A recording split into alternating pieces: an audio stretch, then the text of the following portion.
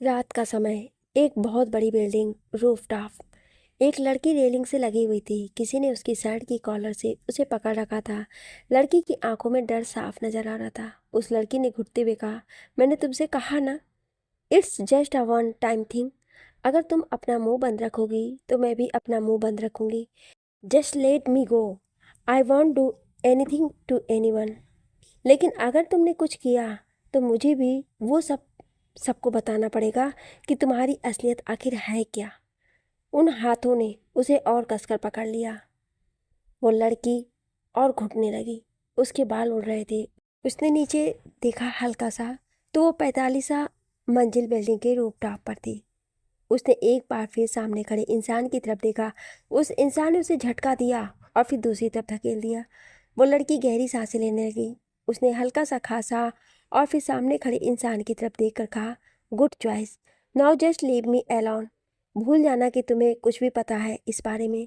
मैं भी तुम्हारा वो सीक्रेट भूल जाऊंगी। इतना कहकर वो लड़की जाने ही लगी थी कि अचानक से उस इंसान ने उसे पकड़कर एकदम से पीछे खींच लिया। इससे पहले कि वो लड़की कुछ समझ पाती, उस इंसान ने उसे रेलिंग से नीचे धकेल दिया। उस लड़की की चीख निकल गई और वो सीधा जाकर पार्किंग लॉट में खड़ी कार पर जा गिरी। कार के सारे शीशे चकनाचूर हो गए। गाड़ी का अलार्म तेजी से बजने लगा और उसकी लाइट्स ट्विंक करने लगी। वहां आसपास खड़े लोग सिर पर हाथ रखकर झुक गए थे। सबने पलट कर देखा तो लड़की के सिर, नाक और मुंह से खून निकल आया था। उसने एक बार बंद होती आंखों से सबकी तरफ देखा और फिर उसकी आंखें हमेशा के लिए बंद हो गईं। भीड़ उसके इर्द गिर्द खड़ी हो गई थी। वहीं ऊपर 2 मिनट बाद ही रूफटॉप का दरवाजा खुला और एक साया तेजी से बिल्डिंग के अंदर आया। उसने हाथ में कसकर फोन पकड़ रखा था। उसने एक गोल्डन कलर का ब्रेसलेट पहन रखा था जिस पर एक तरफ छोटा सा दहाड़ता हुआ गोल्डन लाइन बना हुआ था। वो साया नीचे उतरा स्टेयर से और उसने इधर उधर देखा। फिर वो तेजी से एक गैलरी की तरफ बढ़ गया। कत्ल से 14 घंटे पहले बहाल ग्रुप ऑफ कंपनी। बहाल ग्रुप ऑफ कंपनी के बाहर रिपोर्टर की भीड़ लगी हुई थी। आज ही कंपनी ने एक नए टेंडर के लिए ऑक्शन की अनाउंसमेंट कर दी थी। बहाल ग्रुप काफ़ी टाइम से कंस्ट्रक्शन और होटल के बिजनेस में था। आज जिस टेंडर का ऑक्शन के लिए उन्होंने अप्लाई किया था, उस प्रोजेक्ट की लागत लगभग 1200 करोड़ की थी। आज तक बहाल ग्रुप ने जितने भी प्रोजेक्ट लिए थे, ये उनमें से सबसे बड़ा प्रोजेक्ट होने वाला था। सबसे बड़ी बात कि खुद गवर्नमेंट की तरफ से ये ऑक्शन किया जा रहा था। बहाल ग्रुप के चेयरमैन 60 साल के मुकेश बहाल अपने ऑफिस में खड़े होकर शीशे की दीवार से बाहर का नज़ारा देख रहे थे। उन्होंने काफ़ी पीते हुए कहा, हाउ दिस स्टूपिड रिपोर्टर, सुबह सुबह भी इन्हें कोई काम नहीं है, यहाँ पर आ जाते हैं, इडियट्स। पीछे खड़े उनके सिक्योरिटी सहाय ने सिर झुकाकर कहा, हमारे ऑक्शन की न्यूज़ पूरी तरह से फैल चुकी है सर। साथ ही काफ़ी सारे इन्वेस्टर्स की सुबह से बहुत बार फ़ोन आ चुके हैं। बहुत से लोग हमारे इस प्रोजेक्ट में पैसा लगाने के लिए तैयार हैं। सबको यकीन है कि टेंडर हमें ही मिलेगा। सहाय एक आम सा सेक्रेटरी था। वो भी लगभग बहाल की उम्र का था। उसने 3 पीस सूट पहन रखा और आंखों पर चश्मा लगाया हुआ था। बहाल ने एक गहरी सांस ली, फिर कहा, बहती गंगा में कौन हाथ नहीं धोना चाहेगा सहाय। आज हमारे तलवे चाट रहे हैं, कल को कोई हमारे आगे आ गया तो उसका पल्लू पकड़ लेंगे। इतना कहकर उन्होंने सिगरेट सुलगा ली। फिर वो पलटे और उन्होंने कहा, वो हिल स्टेशन वाले होटल के मैटर का क्या हुआ? वो सॉल्व हुआ क्या? सहाय ने कहा, वो 2 दिन पहले ही वो मैटर संभाला जा चुका है सर। हमारी PR हेड खुद वहाँ गई थी। बहल मुस्कुरा गया। वो आया और अपनी उस बड़ी सी कुर्सी पर बैठ गया। उसने कहा, ये लड़की कितने सालों से हमारे लिए काम कर रही है? सहाय पलट गया और उसने कहा, 6 सालों से sir. It's her first job. बहाल ने अपना सिर टिका लिया और फिर कहा, इस लड़की को मनाना पड़ेगा। कंपनी की आधी से ज़्यादा दिक्कतें तो इसने संभाल रखी है, नहीं तो खैर उसकी पहली नौकरी। यकीन नहीं आता है कि वो इतनी जल्दी इस विषाद का सबसे अहम मोहरा बन गई है। सहाय ने कहा, उसने अपनी इंटर्नशिप में बहुत अच्छी परफॉर्मेंस की थी, इसलिए उसे ये जॉब मिली। She is really smart sir and loyal too. इतने सारे ऑफर मिलने के बावजूद वो यहीं पर है। बहाल ने हाँ में सिर हिला दिया। उसने कहा, ठीक है, जब तक वो हमारे लिए फ़ायदेमंद रहेगी, खुद भी फायदे में रहेगी। वैसे आज शाम की पार्टी का क्या तैयारियां हुई? मुझे कोई प्रॉब्लम नहीं चाहिए सहाय। सहाय ने हाँ में सिर हिला दिया और अपने फ़ोन से किसी को कोई मैसेज किया। फिर उसने कहा, आप सब हम पर छोड़ दे, काम हो जाएगा सर। इतना कहकर उसने सहाय ने सिर झुका दिया। बहाल ने उसे जाने का इशारा किया। सहाय तेजी से बाहर निकल गया। बाहर निकलते ही उसका फ़ोन वाइब्रेट हुआ। उसने मैसेज देखा तो उसके माथे पर बल पड़ गए। उसने खुद से कहा, ये दोनों किसी दिन कंपनी को डुबा कर ही मानेंगे। हश, किन खून पीने वाले जानवरों के बीच फंस गया मैं। इतना कहकर उसने किसी को फ़ोन किया। फ़ोन नहीं मिला। उसने सिर झटक दिया और फिर एक दूसरा नंबर डायल किया। जैसे ही फ़ोन पिक हुआ उसने कहा, पीआर हेड कहाँ पर है? बात करवाओगे मेरी उनसे अभी इसी वक्त? It's really important. सामने से एक लड़के ने घबराई हुई आवाज़ में कहा, जी जी सहाय सर। इतना कहकर वो लड़का तेजी से स्टेयर्स की तरफ भागा। स्टेयर से सीधा वो एलिवेटर में घुस गया। उसने 30 फ्लोर का बटन दबाया और एलिवेटर चल पड़ी। वो इधर उधर चहलकदमी करने लगा। एलिवेटर सीधा फ्लोर पर जाकर रुकी तो वो एकदम से भागकर दूसरी तरफ गया। वहाँ उसने एक दरवाज़ा खोला था। ऑफिस के अंदर ही जिम बनी हुई थी। वहाँ पर कुछ लोग वर्कआउट कर रहे थे। उसने इधर उधर देखा और फिर तेजी से एक तरफ बढ़ गया। वहाँ पर एक लड़की पाइप को पकड़े पुलअप्स कर रही थी। उसने ऑलिव ग्रीन का टंक टॉप और ब्लैक कलर का ट्रैक पैंट पहन रखी थी। सीधे बालों की उसने पोनी कर रखी थी और कानों में ब्लूटूथ लगा रखे थे। लड़का हाँफते हुए पहुंचा और उसने अपने घुटनों पर हाथ रख लिए। उसने फ़ोन आगे करते हुए कहा, सीनियर सीनियर फ़ोन सहाय सर। लड़की रुक गई। उसने पाइप छोड़ दी और फिर पलट गई। पसीने की बूंदें उसके चेहरे पर चमक रही थी। लड़की सांवले रंग की थी मगर थी खूबसूरत। आंखें काफ़ी खूबसूरत थी लेकिन एक अजीब सी कसक थी उनमें जो किसी को भी खींच सकती थी। लड़की ने फ़ोन लिया और कहा, सहाय सर। सहाय ने कहा, Adrima you got a new job. Adrima ने कहा, कहिए क्या हुआ? इतना कहकर उसने हाथ बढ़ाया तो लड़के ने एकदम से टॉवल उठाकर उसके हाथों में ले लिया। अद्रिमा ने उसे गले में लपेट लिया और फिर अपने चेहरे को पोंछने लगी। सहाय ने कहा, आज पार्टी है शाम के समय। तुम जानते ही हो कि ऑक्शन का अनाउंसमेंट होते ही हमारे लोग कितने लोगों की नज़रों में आ चुके हैं और हमारी एक छोटी सी गलती हमारी पूरी मेहनत को बर्बाद कर सकती है। अद्रिमा ने कहा, उन दोनों ने फिर से कुछ किया क्या? सहाय ने कहा, नहीं, लेकिन करने वाले हैं। मैं तुम्हें लोकेशन भेज रहा हूँ। Just bring them back without get notice.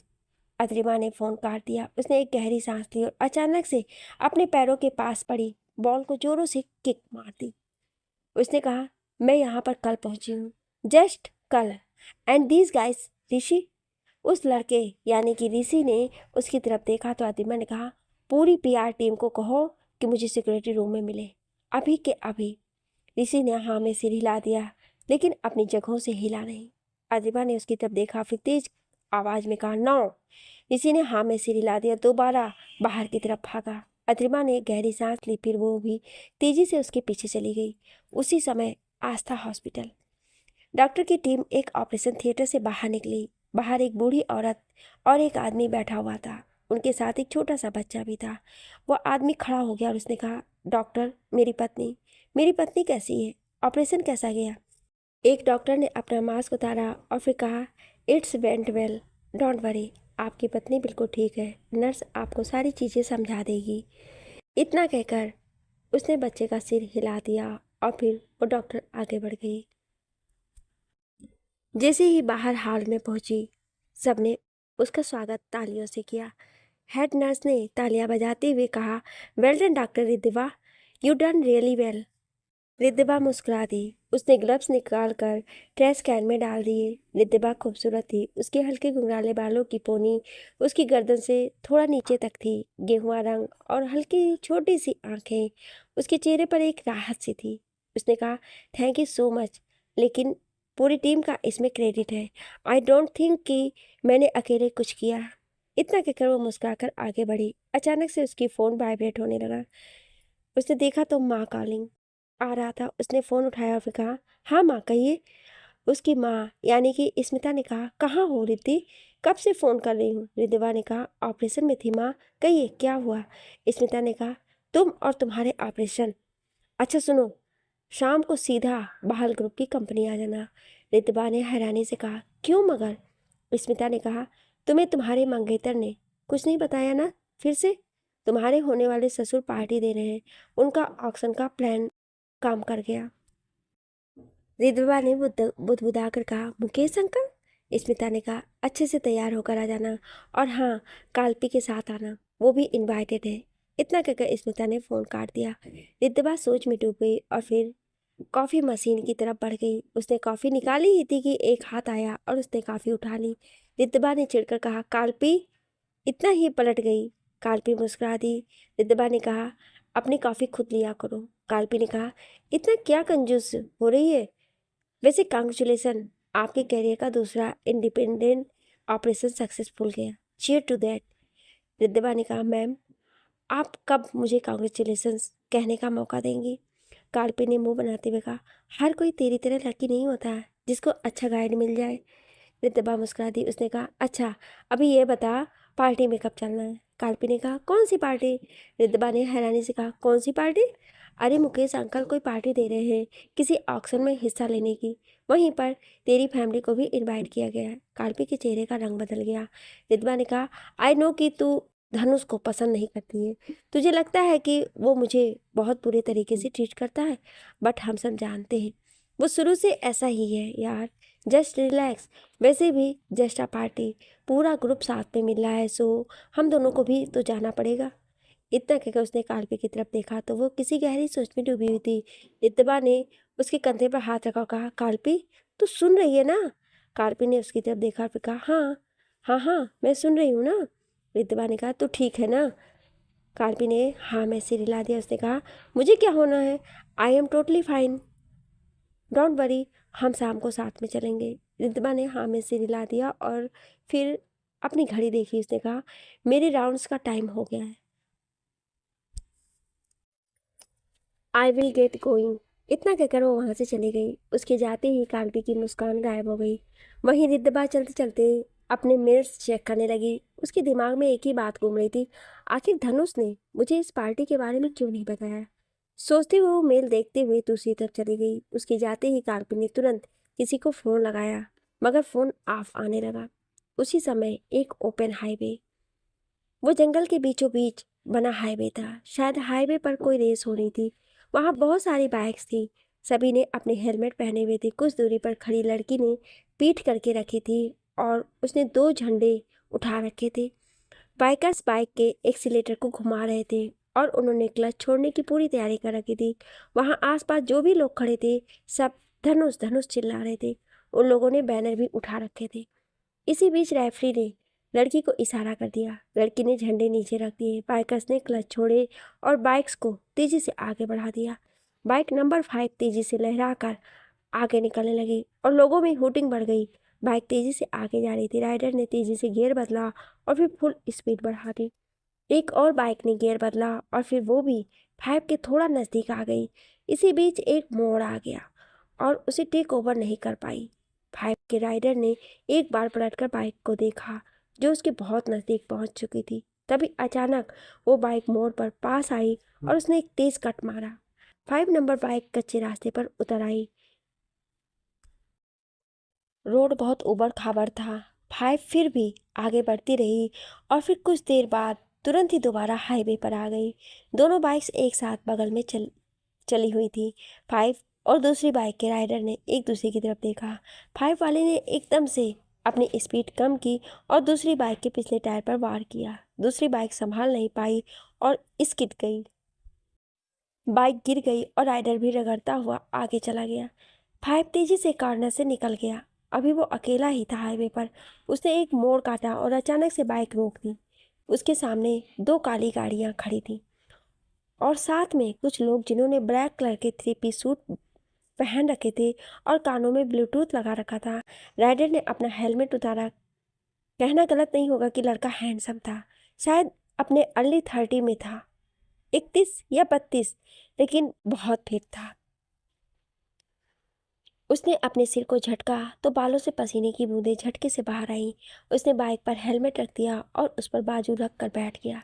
एक गार्ड उसके पास आया और उसने फ़ोन आगे बढ़ा दिया। धनुष ने फ़ोन की तरफ देखा, फिर कहा, मुझे डैड से बात करने में कोई दिलचस्पी नहीं है इस वक्त।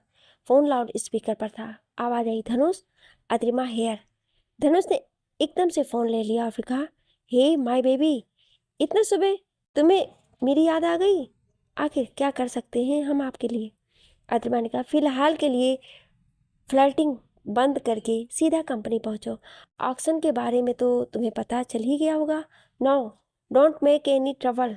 धनुष ने कहा, okay, I will come, but what will I get? Atima मुस्का दी। उसने कहा, रिवार्ड यहाँ आने के बाद डिस्कस कर ले। Now just come fast. इतना कहकर उसने फ़ोन काट दिया। धनुष ने भी फ़ोन काट दिया और गार्ड की तरफ उछाल दिया। फिर वो अपनी बाइक से उतरकर गाड़ी की तरफ बढ़ गया। वहीं बहाल ग्रुप में एक बड़ी सी स्क्रीन पर दोनों लोकेशन शो हो रही थी। वहाँ उसके सामने एक माइक के पास अद्रिमा खड़ी थी। उसने वहीं जिम वाले कपड़े पहन रखे थे। उसकी आंखों पर चश्मा चढ़ा हुआ था।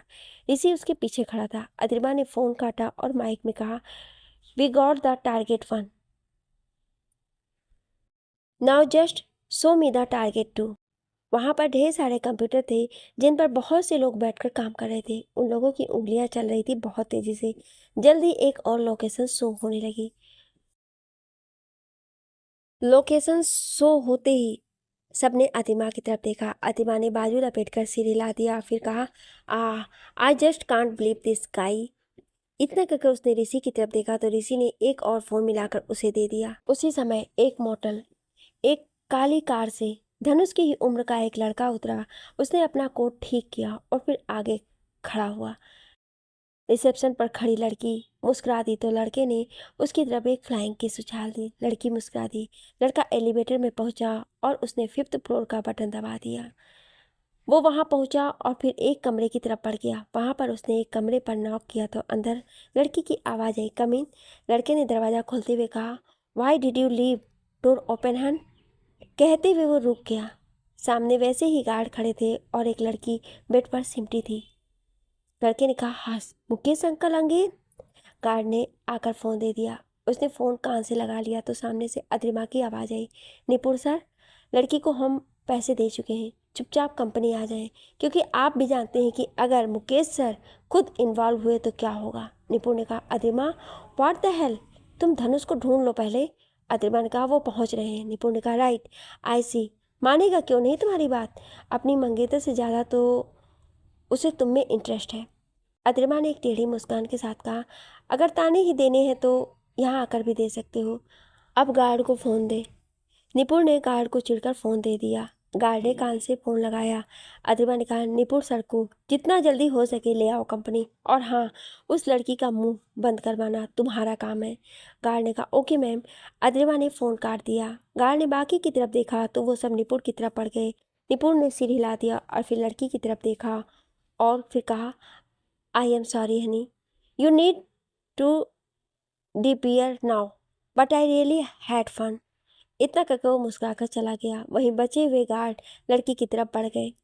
बहाल ग्रुप में अद्रिमा ने गहरी सांस ली, फिर सीधी खड़ी हो गई। उसने कहा, everyone good work, now just take a break. इतना कहकर वो जाने लगी तभी ऋषि ने कहा, मैम, रात की पार्टी के लिए सहाय सर ने आपको पर्सनली इंस्ट्रक्शन देने के लिए कहा है। अद्रिमा ने सिर हिला दिया और फिर बाहर चली गई। उसकी जाते हुए एक लड़की ने दूसरे से पूछा, मैन, सी ऑलवेज गिव चिल वाइब्स, आखिर ये PR हेड इतनी इंपॉर्टेंट क्यों है?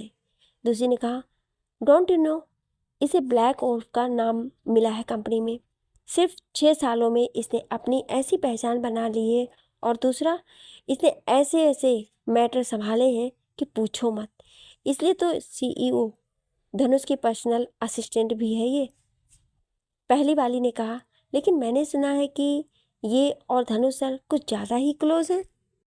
दूसरी वाली ने कहा, तो तुम्हें क्या लगता है ये अपने आप ही इतनी बड़ी पोजीशन पर पहुंच गई?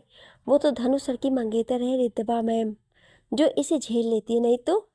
उसके इतने कहते कहते ही ऋषि हल्का सा खांस दिया। दोनों लड़कियां चुप हो गई।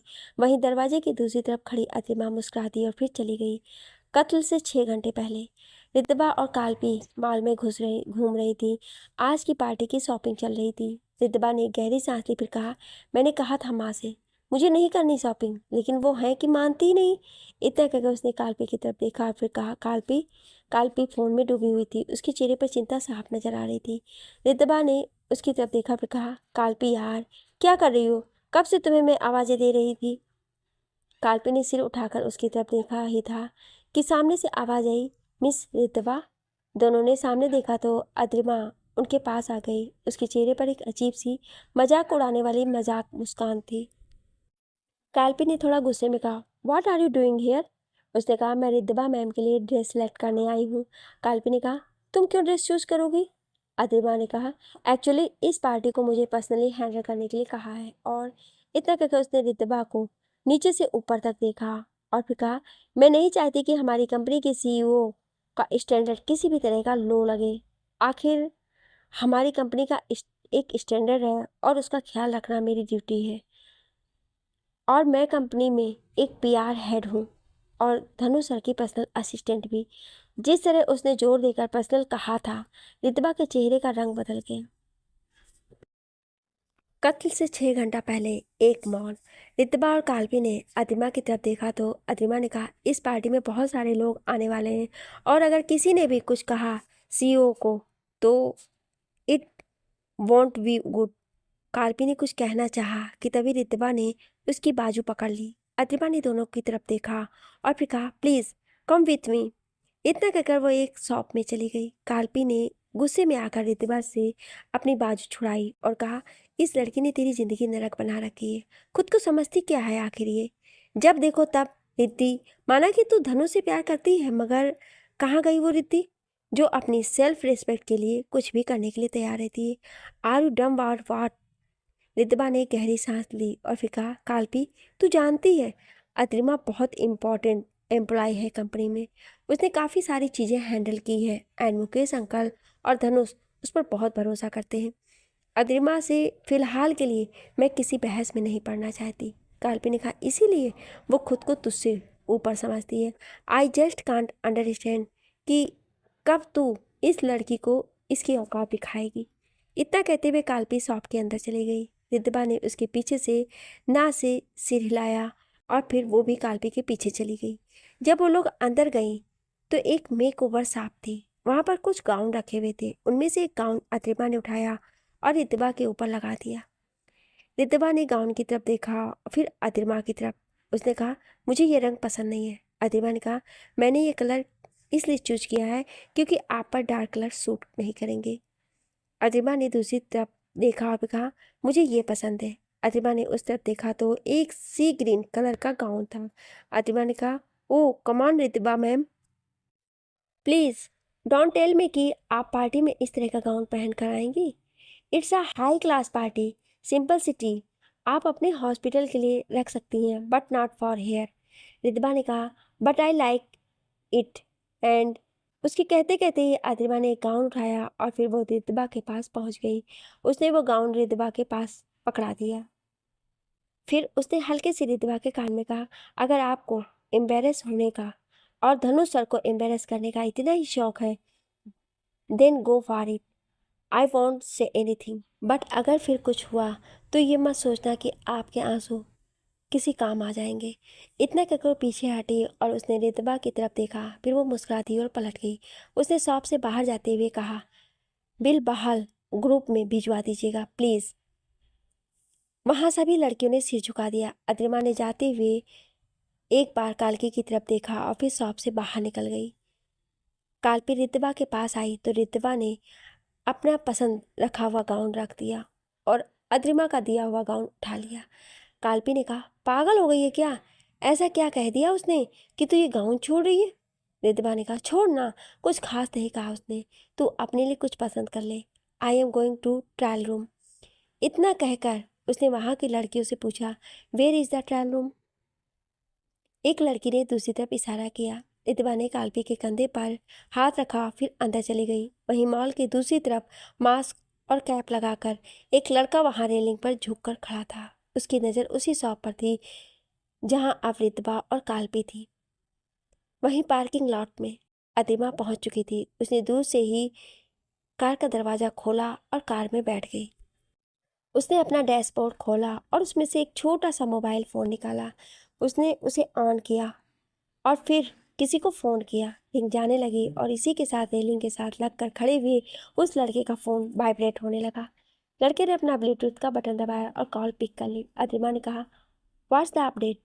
लड़के ने कहा, फिलहाल के लिए तो सब सही लग रहा है दोनों के साथ।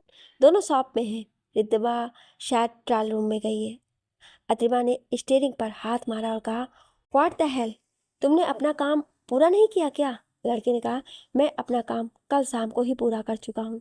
तुम भी जानती हो, अब भी इन दोनों लड़कियों के साथ सब कुछ ठीक है, तो इसमें मेरी क्या गलती है? अतिमा ने अपना सिर पीछे सीट पर टिका लिया और कहा, नज़र बनाए रखो दोनों लड़कियों पर, खासकर उस रितिबा पर। सबसे बड़ी अड़चन वही है मेरे लिए।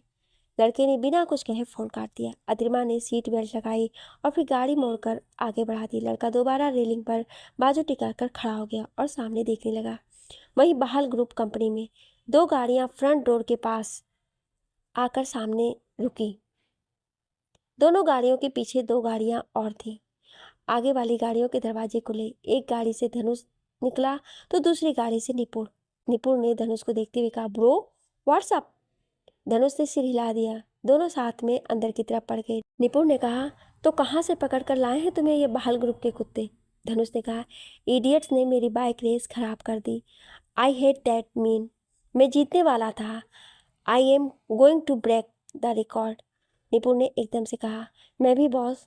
धनुष ने उसकी तरफ देखा, फिर कहा, तो दोबारा किसी लड़की के साथ मोटल गया था ना? I just can't believe you.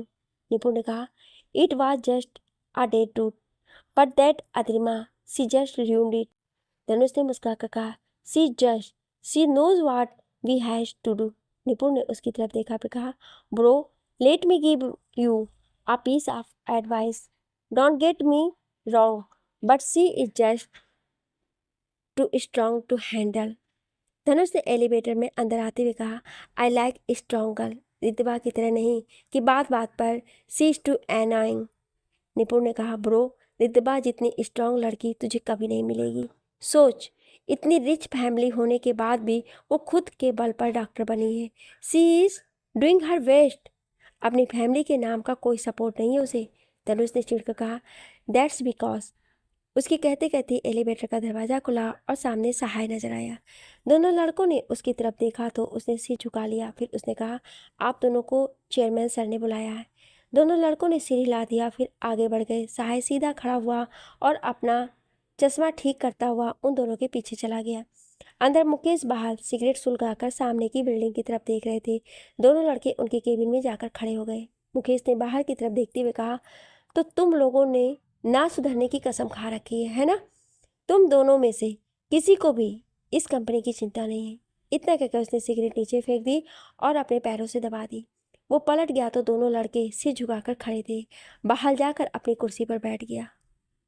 उसने कहा, तुमसे ज़्यादा तो वो लड़की अद्रिमा, उस पर मैं कंपनी को लेकर ज़्यादा भरोसा कर सकता हूँ। तुम लोग अभी बच्चे नहीं हो, 30 से ऊपर के घोड़े हो। क्या मुझे तुम लोगों को बताना पड़ेगा कि क्या सही है कंपनी के लिए, क्या गलत? धनुष ने कहा, डैड उसके कहते कहते ही बहाल ने एक पेपर वेट उठाया और उसके ऊपर दे मारा।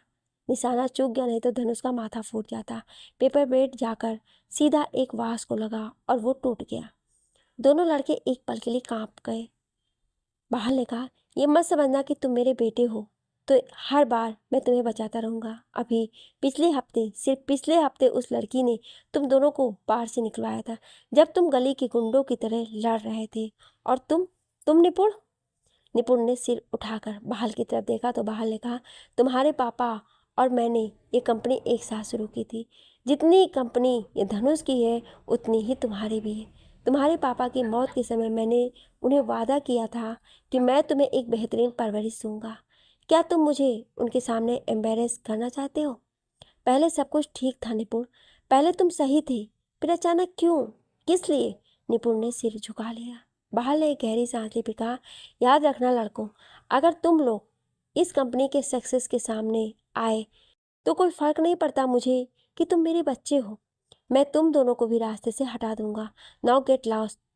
दोनों ने सिर हिलाया और फिर तेजी से बाहर चले गए। बहाल ने एक गहरी सांस ली, फिर कहा, सहाय स्मिता जी से बात करो। उनके पति जैसे ही अब्रॉड से लौटे हम रितवा और धनुष की शादी की बात करेंगे।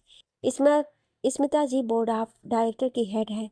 इस शादी से हमारे एक्शन को जीतने की और चांसेस बढ़ जाएंगे। इतना कहकर उन्होंने फाइल खोली और फिर कहा, हमारे अलावा इस कंपनी की लीड सबसे ज़्यादा है। सहाय ने कहा, DL group of construction sir, उनकी लीड सबसे ज़्यादा है। बाहर सोच में डूब गया। उसने कहा, संकेत राणा, ये लड़का सिर्फ 30 साल का है मगर पूरे मार्केट को हिला रखा है। मेरे दोनों नालायक मिलकर भी उसे टक्कर नहीं दे सकते। मानना पड़ेगा, भानु प्रताप राणा का बेटा बिल्कुल भी अपने बाप पर नहीं गया है। जो कुछ बाप ने गंवाया था लड़के ने वापस पा लिया, वो सिर्फ 7 सालों में। इतना कहकर उसने सहाय की तरफ देखा, फिर कहा, उसे पार्टी का इनविटेशन दिया है? सहाय ने कहा, अतिमा दे चुकी है सर, और उसने खुद से कंफर्म भी किया है कि संकेत राणा आए। बहाल मुस्कुरा दिया। उसने सिर हिला दिया और फिर फाइल में डूब गया। कत्ल से 1 घंटा पहले पार्टी में रितबा और काल्पी पार्टी में पहुंची तो दंग रह गई। पार्टी का इंतजाम बहुत ही अच्छा था। तभी सामने से उन लोगों को एक औरत दिखी तो रितबा ने कहा, माँ। स्मिता ने भी पलट कर देखा। उसने आकर दोनों से हल्के से पूछा, कहाँ थी तुम दोनों? और Kalpi, where are your parents? Doctor है, इसका मतलब ये नहीं कि कभी ऑपरेशन थिएटर से बाहर ना निकले।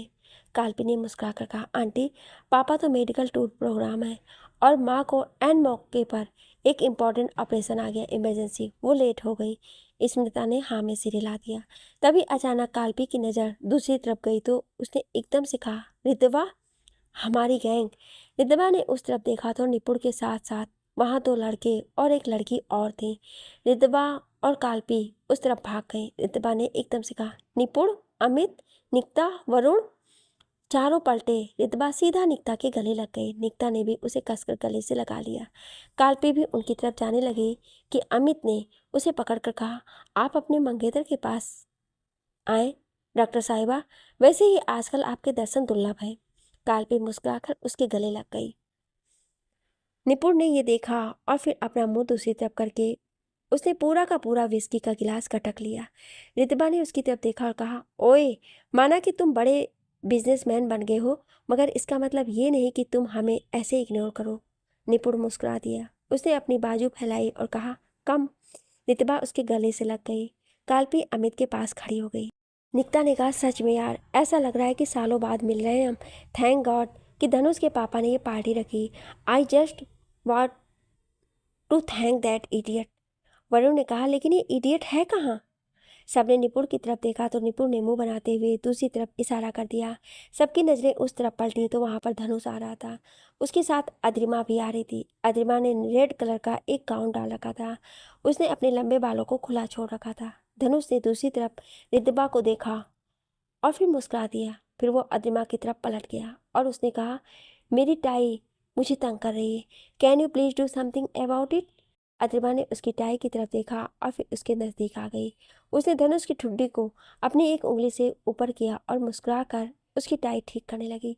रितबा ने नजरें फेर ली। अमित ने कहा, ये तो पीआर हेड है ना तुम लोगों की निपुण? ये धनुष की क्लोज है क्या? निकिता ने कहा, मैंने उसे धनुष के हर इंटरव्यू में देखा है साथ में। What's going on? निपुण ने रितबा का चेहरा देखा। उसने कहा, ऐसा कुछ भी नहीं है गाइस, वो धनुष की पर्सनल असिस्टेंट भी है, इसलिए वो अक्सर साथ दिखते हैं। इतना कहकर उसने रितबा की तरफ देखा और पलकें झपका दी। रितबा मुस्कुरा दी। वहीं अद्रिमा ने टाई ठीक की और फिर कहा, इट्स डन। धनुष ने उसकी तरफ देखा तो अद्रिमा ने कहा, आपके मंगेतर को जेलस फील करवाने का काम। इतना कहकर वो पार्टी के अंदर चली गई। धनुष मुस्कुरा दिया और फिर वो भी रितबा वगैरह के पास चला गया। उसने सबसे हाथ मिलाया और फिर रितबा की तरफ देखा। इससे पहले कि रितबा उसको कुछ कहती, मुकेश बहाल ने धनुष और रितबा दोनों को अपने पास बुला लिया। दोनों उस तरफ चले गए। पार्टी अपने जोरों पर थी। बहाल और स्मिता मिलकर धनुष और रितबा को गेस्ट से मिलवा रहे थे। अतिमा दूसरी तरफ बैठी हुई थी। उसके हाथ में सैपेंट का गिलास घूम रहा था। निपुण आकर उसके पास बैठ गया। अद्रिमा ने चिढ़कर अपनी आंखें बंद कर लीं और फिर दूसरी तरफ मुंह करके कर लिया। निपुण ने सामने देखते हुए कहा, सो कैसा लग रहा है miss अद्रिमा? At the end, you are just an employee, and she is the would-be daughter-in-law. No one can change it. अद्रिमा ने आंखें खोल दी। वो मुस्कुरा दी और उसने निपुण की तरफ देखा। उसने कहा, Nipun sir, I know that very well. I am just an employee and no one can change that. आपको मुझे ये बताने की ज़रूरत नहीं है। वैसे भी मेरी नज़र कभी भी दूसरों की चीज़ों पर नहीं रहती। मुझे अपनी खुद की चीज़ें लेना पसंद है। निपुण ने कहा, ओ रियली? किसे बेवकूफ़ बना रही हो, मुझे या खुद को? तुम्हें क्या लगता है बहाल अंकल ने तुम्हारी जरा सी तारीफ क्या कर दी वो तुम्हें सिर पर चढ़ा लेंगे? बिल्कुल भी नहीं। अपने इस सपने से बाहर आओ, इससे पहले कि तुम मुंह के बल जा गिरो। अतिमा ने कहा, जैसे कि आप गिरे हैं। निपुण ने उसकी तरफ देखा तो अतिमा ने गर्दन टेढ़ी करके निपुण के पीछे देखा और कहा, Kalpi, your first love and you lost her to your best friend. इतना कहकर उसने निपुण की तरफ देखा और फिर कहा, इट्स स्टिल हर्ट ना? निपुण ने तेज आवाज में कहा, अतिमा। अतिमा ने अपने मुंह पर उंगली रख दी और फिर कहा, शांत निपुण सर, शांत शांत रहिए। इतना तेज कहेंगे तो मेरे अलावा सबको पता चल जाएगा। धनुष ने आते हुए कहा, क्या पता चल जाएगा? दोनों ने उसकी तरफ देखा। अतिमा ने कहा, निपुण सर से पूछ लीजिए। इतना कहकर वो वहां से चली गई। निपुण ने उसे घूर कर देखा। रितिबा जूस का गिलास लेकर दूसरी तरफ खड़ी थी। अतिमा ने बेटर को इशारा किया जो कि रितिबा के पास ही सर्व कर रहा था। उस बेटर ने हाँ में सिर हिला दिया, फिर अचानक से रितिबा को हल्का सा धक्का दे दिया। खुद वो तेजी से पलट गया। रितिबा जाकर आगे खड़े एक लड़के से झटक रही और पूरा जूस उसके कोट की बाजू पर जा गिरा। लड़के ने अपनी बाजू की तरफ देखा और फिर रितिबा की तरफ। अद्रिमा ने एक टेढ़ी मुस्कान के साथ कहा, बिंगो। रितिबा की आंखें बड़ी हो गईं। पास खड़े एक आदमी ने उस लड़के से कहा, संकेत, तुम ठीक हो ना? संकेत मुस्कुरा दिया। उसने कहा, it's okay uncle, it's just a juice. बाकी सारी पार्टी के लोग भी उसी तरफ देख रहे थे। धनुष ने गुस्से में कहा, दिस स्टूपिड गर्ल। इतना कहकर वो आगे बढ़ा ही ताकि निपुण ने उसका हाथ पकड़ लिया। उसने निपुण की तरफ देखा तो निपुण ने कहा, सब यहाँ मौजूद हैं, तो सबके सामने उसे इंसल्ट करने के बारे में सोचना भी मत। इतना कहकर वह खुद आगे बढ़ गया। वहीं रितबा ने एकदम से कहा, आई आई एम रियली सॉरी। पता नहीं कैसे इतना कहकर उसने दूसरे वेटर की प्लेट से टिश्यू पेपर उठाए और संकेत को कोट को पोंछते हुए कहा, I am really sorry, I am sorry. संकेत ने हल्के से उसका हाथ पकड़ लिया। रितबा ने उसकी तरफ देखा तो संकेत ने मुस्कुराकर कहा, it's really okay miss, don't worry about it. Atima ने एक फीकी हंसी हंस दी। उसने सिर हिलाते हुए मन ही मन में कहा, अगर इसकी जगह वो बेटर होता तो गिद्धों की तरह नोच खा चुके होते। दिस संकेत Rana, he is ruining my plan. वहीं स्मिता और बहाल भी उसी तरफ पहुंच गए। संकेत ने हल्का सा सिर झुका लिया। काल्पी भी रिद्धिमा के पास जाकर खड़ी हो गई। संकेत ने सबको मुस्कुराकर कह दिया कि इट्स ओके फॉर हिम। फिर निपुण उसे लेकर बाथरूम की तरफ बढ़ गया। स्मिता रिद्धिमा को दूसरी तरफ ले गई। वहीं धनुष चुपचाप करके पीने पर ध्यान देने लगा। काल्पी अकेले खड़ी थी। उसने इधर उधर देखा तो निकिता भी रिद्धिमा के पास खड़ी थी। उसने दूसरी तरफ देखा तो अमित पीकर एक सोफे पर गिरा पड़ा था। वो हिम्मत करके धनुष की तरफ बढ़ी। धनुष की पीठ थी उसकी तरफ। वो उसके ठीक पीछे पहुंच गई और उसने अपना हाथ आगे बढ़ाया था कि किसी ने उसका हाथ पकड़ लिया। उसने पलट कर देखा तो अद्रिमा खड़ी थी। अद्रिमा उसे खींचकर एक कोने में ले गई। रिद्धिमा स्मिता के साथ खड़ी थी। जब उसने एक कोने में अद्रिमा और काल्पी को एक साथ खड़ी देखा, अद्रिमा काल्पी को उंगली दिखाकर कुछ बोल रही थी। तभी काल्पी ने अद्रिमा को हल्का सा धक्का दिया और दूसरी तरफ अंदर चली गई। अद्रिमा भी उसके पीछे चली गई। रिद्धिमा चौंक उठी। वो आगे बढ़ी ही थी कि उसका फ़ोन वाइब्रेट होने लगा। उसने देखा तो उसके सीनियर डॉक्टर फ़ोन कर रहे थे। उसने फ़ोन की तरफ देखा और फिर सामने देखा तो अद्रिमा और काल्पी दोनों ही गायब थे। रिद्धिमा उनको ढूंढते हुए आगे बढ़ गई।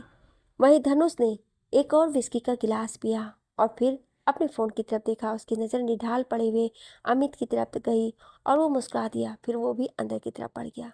कत्ल के समय रूफ टॉप पर काल्पी रूफ टॉप पर खड़ी थी। उसके चेहरे पर परेशानी झलक रही थी। काल्पी से जब रहा नहीं गया तो वह एकदम से चीख पड़ी। अचानक से दरवाज़ा खुला और काल्पी पलट गई। उसने सामने देखा तो उसकी आंखें बड़ी हो गई। उसने हैरानी से कहा, तुम? प्रेजेंट बहाल ग्रुप ऑफ कंपनी। पार्टी चल रही थी कि अचानक बाहर एक तेज आवाज आई। सब लोग चौंक उठे। एक कार के हॉर्न की तेज आवाज आने लगी और बाहर चीख पुकार मच गई। सब बाहर की तरफ भागे। संकेत राणा भी अंदर के कमरे से बाहर निकला और फिर बाहर की तरफ भागा। निपुण दूसरी तरफ से आया। उसने अपना कोट ठीक किया और फिर वो भी बाहर की तरफ भागा। इसी बीच स्मिता बाहर जा रही थी कि उसे रिद्धिमा का फोन आने लगा। उसने चौंक कर उठाया और कहा, रिद्धि। कहते हुए वो बाहर की तरफ निकली। बाहर निकलते ही वो चौंक उठी। सामने कार पर पड़ी थी काल्पी की लाश। वो लड़खड़ा गई। उन्होंने कहा, रिद्धि, जल्दी बाहर आओ। काल्पी, काल्पी यहाँ गाड़ी पर। कहते हुए उन्होंने कांपते हाथों से फोन काट दिया। सब लोग जमा हो चुके थे। रिद्धिमा तेजी से बिल्डिंग से बाहर निकली और सीधा कार की तरफ गई। उसने काल्पी की लाश को देखा, फिर वहीं जम गई। उसकी मानो सांसें रुक गई हूँ। धनुष भी तेजी से बाहर आया, फिर भीड़ में खड़ा हो गया। सब जगह खून ही खून था। इसी बीच सबसे अंत में अदिमा बड़े आराम से निकली। निकलते वक्त उसने दूसरी तरफ देखा, जहाँ वही मास्क और कैप पहने लड़का खड़ा था। अदिमा ने इशारा किया तो वो सीधा पहाड़ की तरफ चला गया। अदिमा भी भीड़ की तरफ बढ़ गई। आगे क्या मोड़ लेगी ये कहानी जानने के लिए सुनिए अगले भाग में। क्या आप अगला भाग सुनना चाहते हैं तो कमेंट में यस जरूर लिखिएगा। Thank you.